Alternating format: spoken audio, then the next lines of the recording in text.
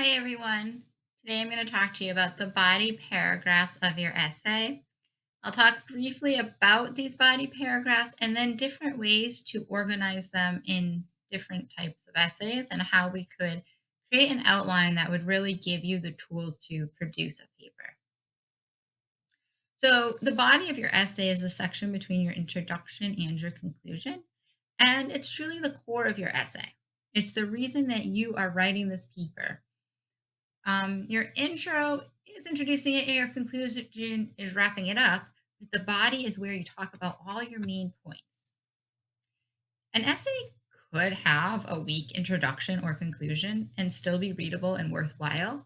But when the body of the essay fails to come together, the whole writing project falls apart. For this reason, it's worth it to take the time to really organize these body paragraphs. Just like an architect laying out the foundation of a building, the first step is to take some general measurements and visualize a sense of what the proportions of the finalized project will be, even before you know exactly what it will look like. The length of the body paragraphs of an essay is sometimes confusing for students. If we take a 5-page essay, then we would have about a half a page introduction and a half a page conclusion, leaving 4 pages for the body of the paper. In a 5-page essay, often students are thinking, okay, 5 paragraphs. I have a thesis and I'm going to make a body paragraph off of each of my thesis points. It's probably going to make more sense to break those up and do 2 body paragraphs per point of your thesis. You could do 3 paragraphs for a 4 page, but they're going to be long. You most likely are going to end up with a much more organized and well put together essay if you were to consider doing around 6 paragraphs for 4 pages of writing. Let's look at some examples of how to organize our body paragraphs and break them up. Let's think about doing an essay on cheese. And our thesis is going to be although all cheeses are made with similar ingredients and procedures, the world of cheese is characterized by diversity and variation. So, the first thing you might do is sit there and list all the different cheeses that you want to focus on. So, this example says one brie, two cheddar, camembert, casu marzu, Swiss, and Parmesan. Okay, so it's a really good start for a rough outline.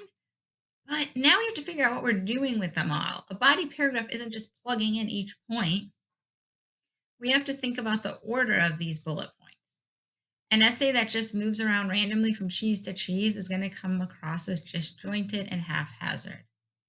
This stage of the outlining process is going to provide an opportunity to around with some ways of arranging the main points so they follow order. You can focus on the most important to the least important. Or with cheeses, once there's not necessarily most to least important, you might focus on something different. Like maybe you can begin to consider how similar on the list might suggest the development of higher order categories. So maybe our outline would look like this. We have soft cheeses like brie and camembert. We have firm like cheddar and Swiss. A hard cheese like Parmesan, and then that should say an exotic cheese like Casu Marzu. Okay, so now for each of those categories, knowing what soft, hard, exotic, and firm cheeses are isn't enough. So for each section, we might look at soft cheese. Okay, well, brie is a soft cheese. What do we want to focus on about this brie cheese? Maybe the taste, maybe the origin or the history, how it's made and served, and then recipes.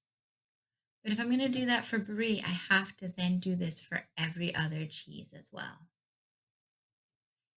And this is now expanding your outline. You have more to it, you know where you're going, but now you have to fill in those gaps. You have to know what you're going to say. So for brie, the taste might be rich and buttery with a creamy texture.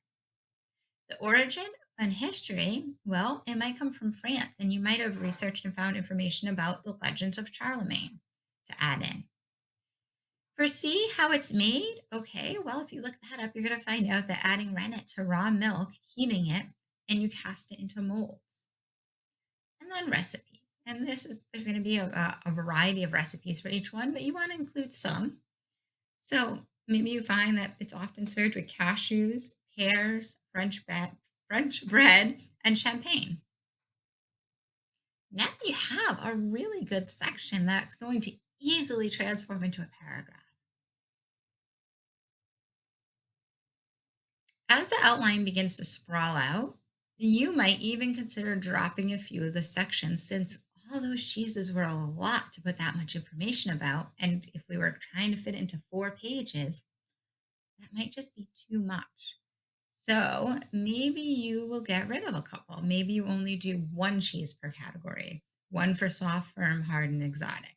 So you could get rid of Camembert and Swiss.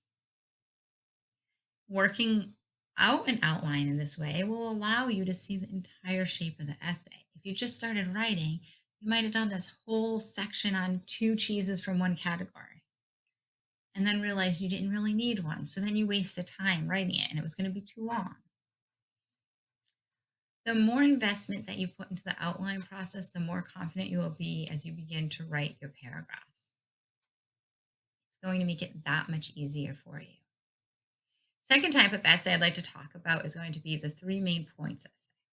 So the first one was kind of most important, least important, or soft to firm. This is going to be the kind of essay that you're taught in elementary school, yet it still works all the way through college. It's one of the most common formats for the academic essay as well. It's very similar to the format discussed in the cheese example, but the 3 main points format limits the number of segments, typically 2 to 3, allowing for more development in each section. In a 6 paragraph body, for example, I can now devote 2 paragraphs to each point. The most common use of the 3 main point structure is in persuasive essays, where a particular argument is supported by 3 main points. So here's how an outline could look for that. You might decide to think of what the health benefits are of cheese because it tastes really good. So hopefully there's something that we can find that talks about how healthy it is. And this one is going to talk about a substance in cheese that has several surprising health benefits. So it boosts your metabolism, it encourages good gut bacteria, may help certain cancers, and may help protect against type 2 diabetes. Awesome, that's a lot. So that would be like my first main point. And then there's calcium, which is really good for us too. It's going to help bone growth, prevent osteoporosis, it's going to strengthen and protect teeth. So there's another great point. And the third point might be protein, which is going to build muscle. Not as much to say about that one, so it's probably going to be the third point. But that would work well. So how could we shape that together? Butyrate, a substance found in cheese, has several surprising health benefits. Okay. It's going to boost metabolism, encourage good gut bacteria, may prevent certain cancers, and may help protect against type 2 diabetes. 2, serve cheese with whole grains, fruits, and vegetables for a butyrate-rich meal. 3, calcium helps bone growth, prevents osteoporosis, strengthens and protects teeth. 4, Parmesan and cheddar are particularly high in bone building nutrients. And then 5, a protein builds muscle. And then 6, ricotta is particularly rich in whey protein. So now each of our sections has backup or support to go with it. We also have a problem solution type essay. This is the one where it's a 2 part structure. In the first half of your paper, you describe this problem. And then the second half, you propose certain solutions to fix it. This is the basic formula, but there's a lot of variation in how you apply it to any topic. I'm going to show you a rough outline for another essay on cheese, of course. And our thesis might say consumers, industry leaders, and elected representatives need to collaborate to ensure that Parmesan cheese manufacturers do not cut their product with wood pulp, Romano cheese, and other ingredients, as has happened in several recent high profile instances. So now we have a problem of what's being done and we have to find a solution. So let's look at how to set up this type of essay. First, need to know what your problem is, and then second, what your solutions are. So our problem is that recent lawsuits around impure Parmesan cheese, recent detailing to the extent of the problem and the risks that it causes to public health. Then we come up with solutions. One, what consumers can do. Well, what can they do? They can get educated. They could write to companies and politicians demanding honest labeling. Two, what can industry leaders do? They can avoid cutting corners, insist on top quality ingredients, and enhance transparency. And the third part we think about are what politicians can do.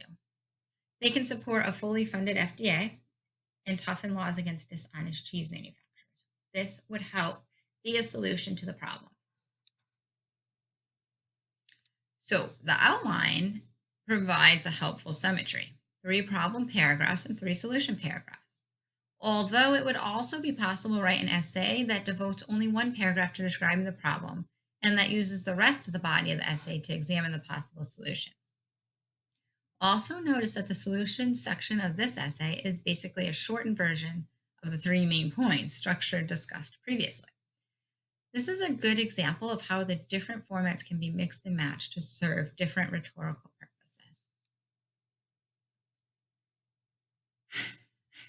So, when a thesis involves examining the development of historical or ongoing trend, we have what's called a past, present, future essay.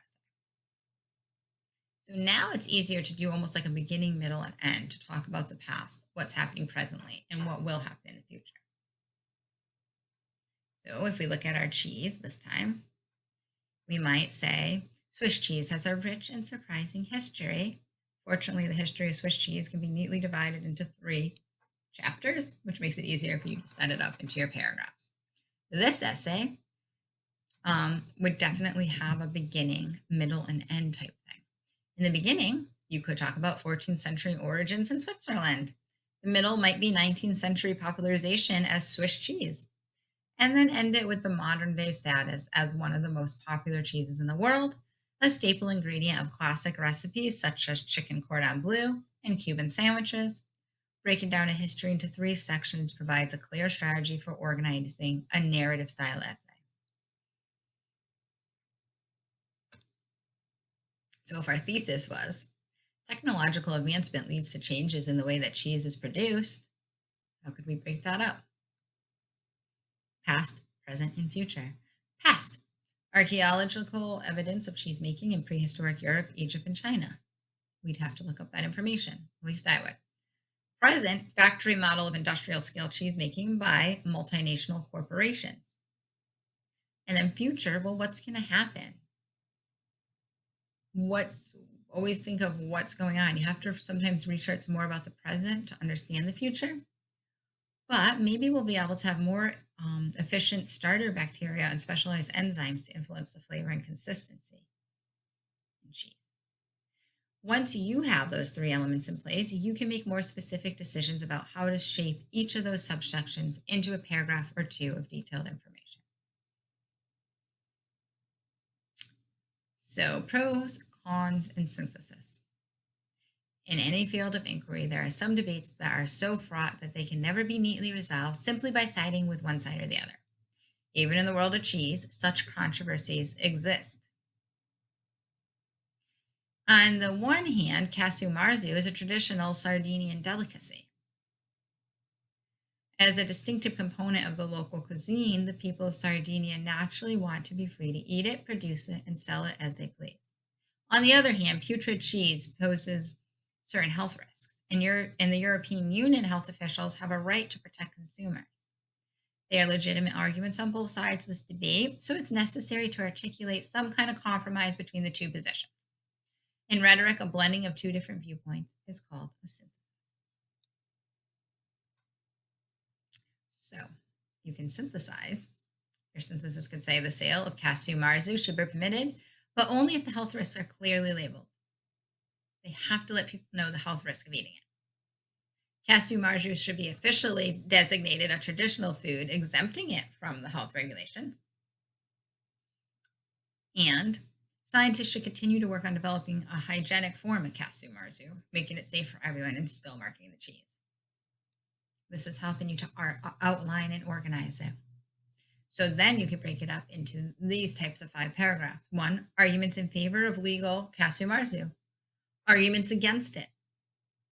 Then you could talk about labeling, and then you can talk about traditional food designation and developing a hygienic form. This structure would be an effective tool for putting two opposed points of view into conversation with one another in the interest of working past conflicts and towards creative solutions. Once you have a plan of how to organize your essay, you then approach each paragraph as its own mini essay and write them one at a time. Remember, just like a paper is an introduction, body paragraphs, and conclusion, each paragraph has this little intro and your topic sentence, all your supporting details, and then your conclusion. Here's an example that you may read over if you would like to pause the screen to see how one paragraph may be put together. And this has the very first sentence is your topic sentence. Everything else supports it. And the very last sentence is your conclusion. These steps are needed to be taken when writing academic essays to help you fully understand and do well with your assignment. I wish you all luck.